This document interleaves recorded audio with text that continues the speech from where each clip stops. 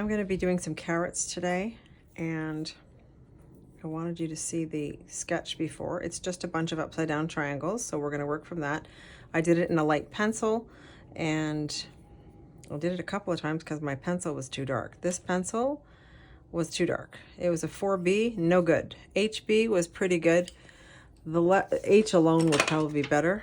Anyway, I take my little eraser and I just want to remove some of the graphite. I only need a guide to make sure I don't end up with, 12 carrots that are ginormous and 2 that are little. So I'm just taking off a little bit of graphite so that it doesn't get too, I want them to be a light wash. So there they have it. So I'm going to be doing some of these in more of, I'm going to use the pinks for this. I've been working with these pinks. I just love them. I'll put the list in the text, but I just love it. I just love like a light blush color. So basically we're going to be laying down the color and then going back in right away. So now you see my graphite is probably too dark, but hopefully I'll be able to get some of it off later, especially for this wash. The pencil marks are too intense for this blush color.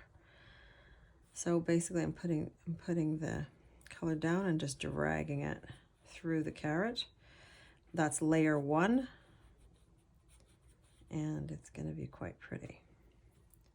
This is just a fun art journaling moment for me. I do my practicing in my journal, and this is my journal. So welcome to my journal. Now we're going to switch up the color. I'm going to do a pink carrot. I know there's probably no pink carrots, but I know there's different colors of carrots. So I'm just grabbing different colors that I find go together. I could have done a palette if I was doing a piece and this was going to be framed or whatnot. I would have actually gone through the trouble of choosing a palette and making sure that the pigments match, like that they're cohesive, that they do well together. I've been working with this palette for a couple of days now, so I know that these colors do love each other quite nicely, actually. This is a Buff Titanium. What is that name? It's so beautiful. So I'm just bringing her down, and I do want some blooms to come out. So I'm going to just lay another wall. This one's kind of wet.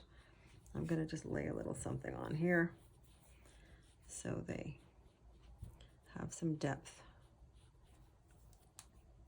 I'm going to grab this pink here. Ooh, she's a strong one. And so I'm going to drag this down. This is probably better as a detail because it's very strong.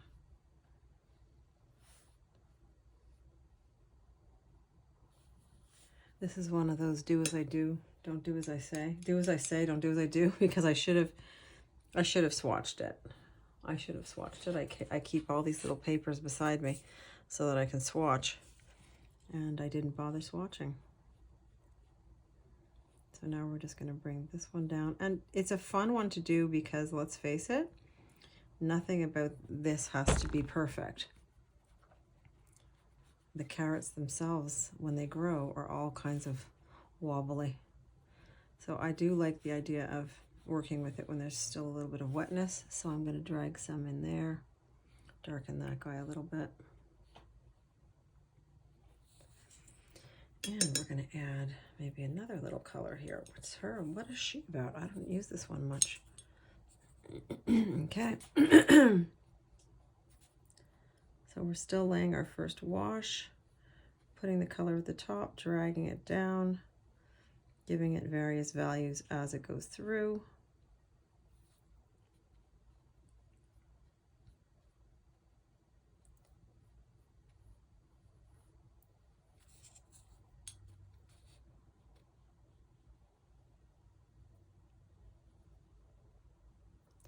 I'll be adding some details. The little roots will end up coming out of here as we proceed. I need another pink. So I'm going to grab another pink from a palette that's over here on the side. I just took a bunch of paints that were already in my palette and they're pinks. So I'm going through the pinks. I'm going to add a little bit maybe of a blush. Let's see. What color is this? Oh, this is an orange. This is a nice contrast. It's a little bit more orangey. It's still in the pinkies, pinky reddish tones, and that's where I want this whole thing to feel like.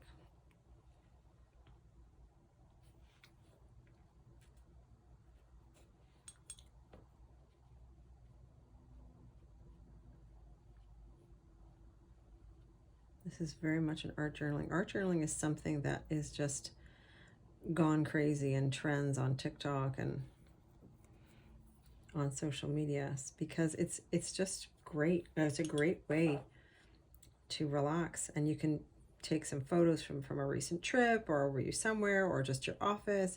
There's a lot of ideas, much like journaling. You're expressing yourself about your day, and sometimes creating memories. I'll show you this one that I did.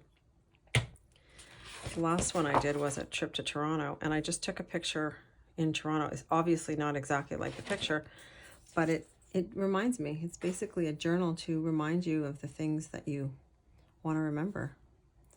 I look at a journal as a way to express myself, and I do. I write journal at night, especially if I'm anxious. If I'm anxious and I write, I find it soothes me and I can sleep better. So I'm just laying down some extra color in here so that it has some personality, and we will add some details later. So I'm just going to take some, while it's wet, it's even better because we'll have some blooms that will be very interesting to look at when the final product is done. When this bad boy's done. This one's a little sad. I find her not pink enough. The blush titanium is pretty, but is it really carrot friendly? I don't know. Debatable. So we're just adding some layers to our friendly little carrots.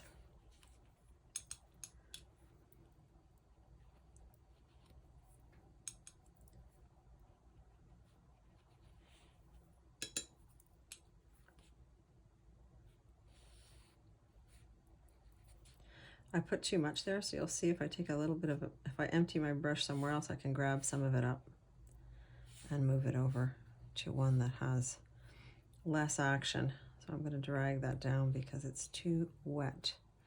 And I'm working in a journal. What I do find, if my journal is filled with beautiful paper, like expensive paper, I tend to not want to journal, because I don't want to muck it up. I want to save the paper for good, much like I do. I'll buy a beautiful pair of shoes and I'll keep them for good. I'll keep them for good till the point where I can't wear them anymore because my feet have changed or the fashions have changed. So I'll keep everything for good. It's staying in the cupboard until I don't know what. I'm saving it for what, I don't know, to give it away brand new. Anyway, so that's what I buy, a journal that's a little cheaper so that I tend to actually reach for it and just mess around with it, because if you muck up a beautiful piece of cotton paper, it just makes me feel bad. So this is a little cheaper. It's acid free, should be acid free regardless of what level the quality of your paper is. Okay, I like how they turned out. I like them. They're pretty. They're pretty carrots. So I'm going to let that dry. In the meantime, I'm going to whip out the greens. I've fallen in love recently with Danielle Smith's Undersea Green. People, it's delicious. It's delicious. I wonder if I should change my brush. Right now I'm using a 6. Let's just see. Let's see how we do here. Let's see if we can make some pretty carrot fronds. I don't know if carrots have fronds. Oh, she's a little darker, eh? I'm going to put a darker one in there as well so that it doesn't seem so unbalanced, but I do like that. Don't think so much when you're doing art. Just let it go. Letting it go. Letting go is the hardest part. Jumping in and trying stuff. We expect our art to be stunning and beautiful every time. It just won't be, ladies and gentlemen. It won't be. You're going to have muck-ups. You're going to have... That's what scrap paper is all about. Why do you think we have scrap paper? It comes from the screw-ups, and we learn from them. I find I'll do this once. The next time I know exactly what I'll do. So if I try it once, in my journal, then I'll end up quite good at it, because I'll try it a couple of times. Then I'll put it on a piece of paper that I want to show, or that I want to sell, or that is to be part of a class. But I definitely, when I'm doing a class syllabus for in-person class, you can be sure I have done the example or the project that we're going to work on. I have done it several times before my students actually arrive. Several times, sometimes 2-3 times for sure. Starts as a sketch, then gets going, then I start it with color, then I try different colors.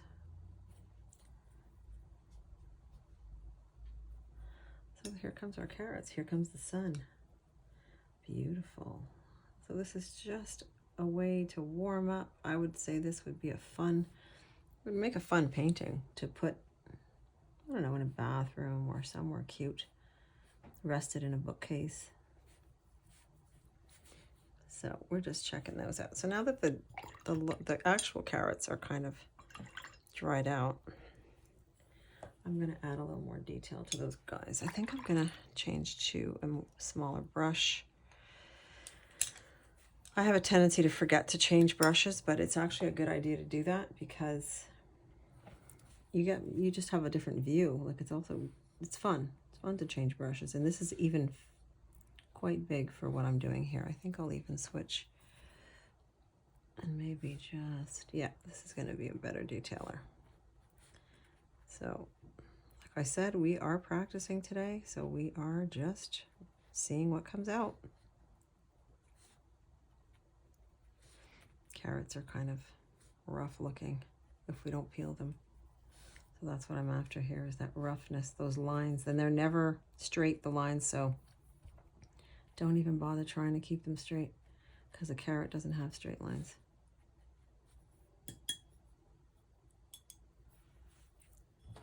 I'm working with this. So let's see what we can do here. There.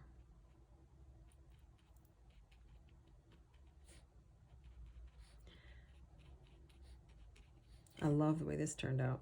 Love. Very pretty. And I love that this is overlapping and layering. It's just gorgeous. It gives it some personality. That's a little too strong for me. I'll give this guy some. And then I'll use this.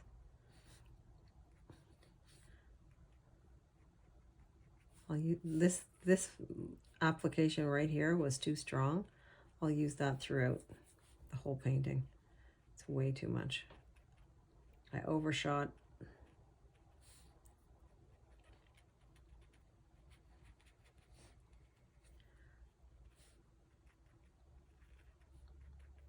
I also like to give a bit of a base of darkness here, because it would be darker at where the green attaches.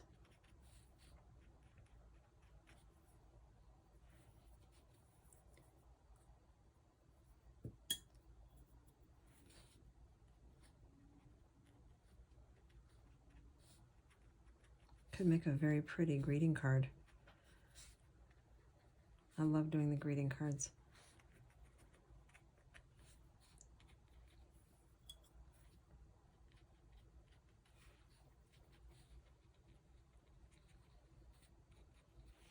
I also want to add those roots that we talked about.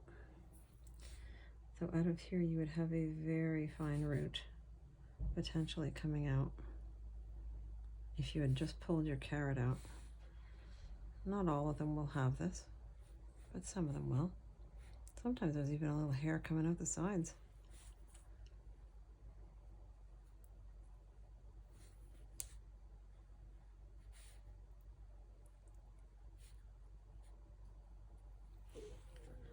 Okay, she's coming together.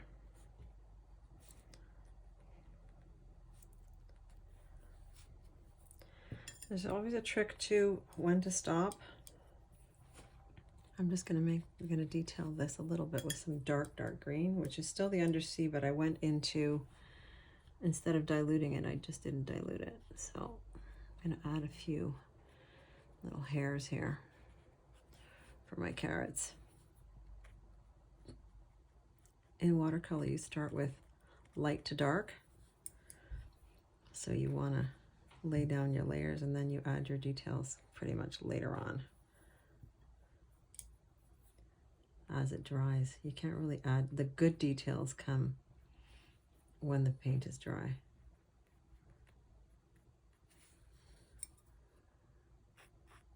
Gives them a root, gives them a base, like it anchors them.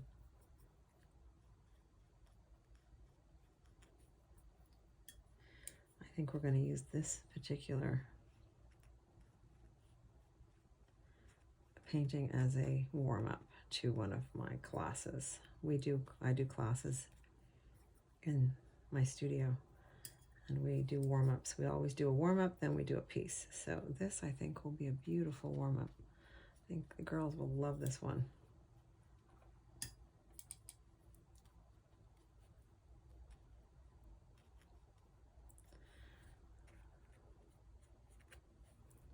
Okay.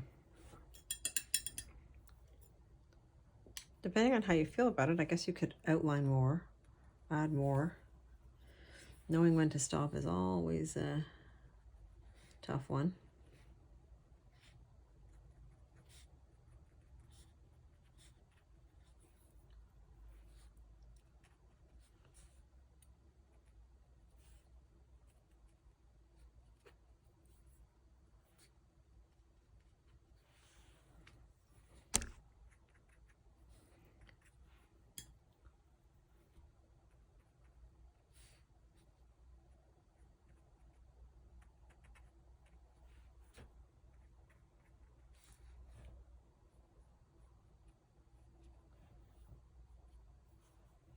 All right, I'm gonna call her done.